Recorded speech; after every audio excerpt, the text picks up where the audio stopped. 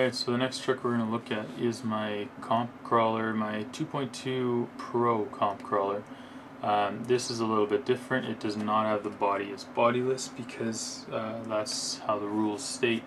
You can run a body, but I prefer the bodiless. It just looks a lot more professional and a lot better in my opinion. Okay, so this truck has, start with the tires because that's where we started the last time. Boss claws, front and rear. These are brand new, these front ones. I just put them in there. The red is what you want for these. These are actually just been discontinued, I found out just today. So I ran out to my local hobby shop and grabbed a couple pair because I really like them and they work really, really well. Especially for the MOA because you can control only the front or only the rear, so you really want some traction up front, and the rear you can turn off when you don't want the traction, so I like them on the rear as well because when you want the traction it's there. So this truck is, the chassis is a chaotic switch, and actually this is a switch smash. This is a newer version of the switch, so it's only about 6 months old, this chassis. It was just released recently, and I upgraded my chaotic switch to the smash because it's a lower profile on the chassis to conform with some newer rules that were put in place last year that didn't allow for a low chassis like that, but now it does. So I'll start at the front. I've got a 7950 servo in there. Is that? No, 7980. High-tech servo. I'm not a huge fan of high-tech. I've had issues with them.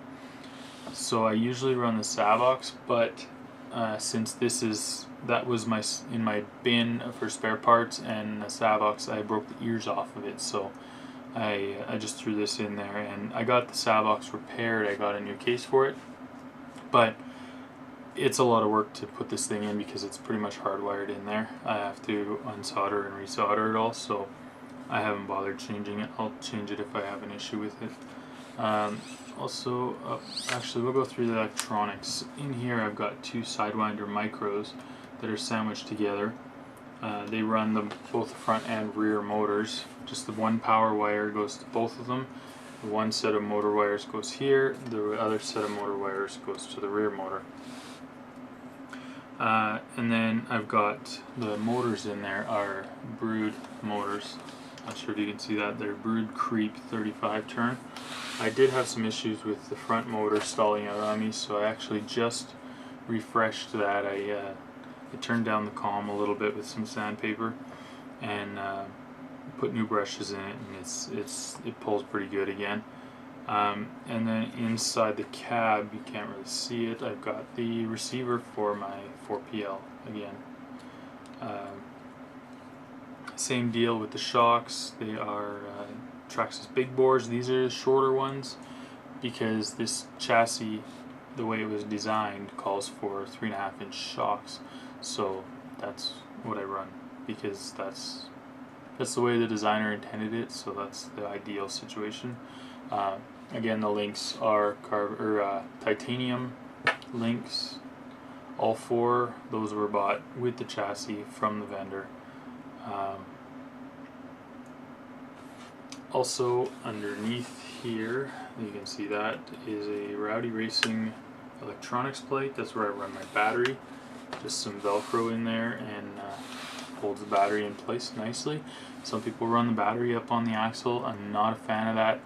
It seems to cause issues as far as falling off or becoming unplugged, various problems that really are avoidable, so I don't see the point in taking the chance with them.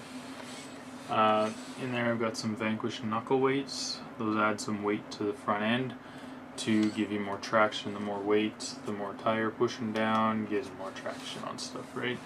A lot of people like light truck, but I like mine is kind of central as far as the weight goes. Some people like it really light, some people like it really heavy. Mine's kind of in the middle. It's around 5 pounds. The axles are your standard XR10 axles. the typical upgrades, the Vanquished motor plates and transmission cases, and the Vanquish top link mount. I had to put this in so that I could get my electronics in there.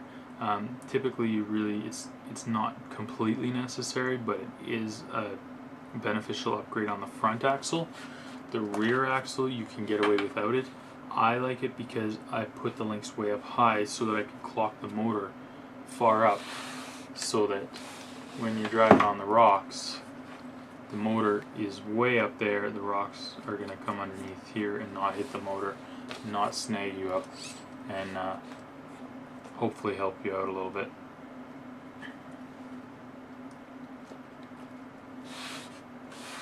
So again, the wheels on this one are the same, carbon fiber, custom carbon fiber wheels. These ones I actually had CNC cut. It was my first time doing it, and the guy that did the CNC didn't really know how carbon fiber would behave, so we did a very simple design on some other wheels that I did, and these wheels we did no design because we just weren't sure. We didn't know what to expect. And they're the same deal with the nuts on the inside, and a Delrin plate there, and then a PVC pipe on the inside that's tapered to hold the bead. These are the easiest wheels I've ever been able to mount boss claws on. Like, boss claws are notoriously horrible for being able to mount onto beadlock rings.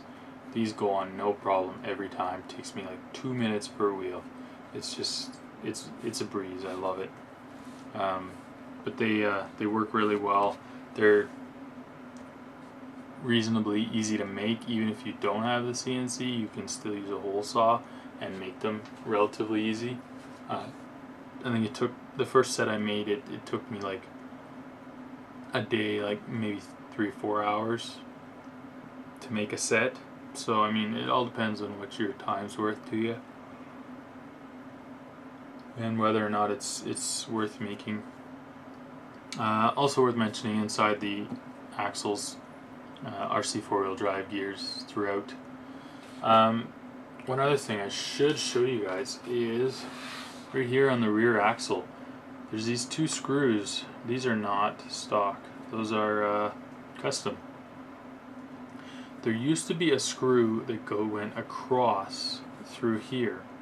I cut that part off and took that screw out because that is a major fault for the axles, for the gears blowing up, that they're notorious for, is because the plastic flexes, and this bolt that's across here allows the plastic to flex because it just does not hold very well. And that's when you blow up gears. So the trick is, you take that out, get rid of it entirely, drill 2 holes. One of them goes in behind the motor, you can't see it. The other one is actually this hole. So you take the screw out of this hole, you drill down all the way through the motor case, and that's this screw right here.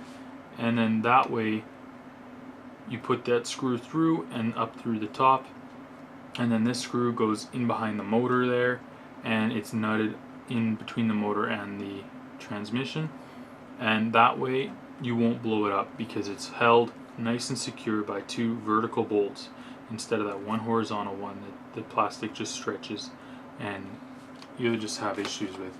I've never blown up gears in this truck, so I mean, some people have issues with that, but as long as you build it right the first time, you shouldn't have any issues with it.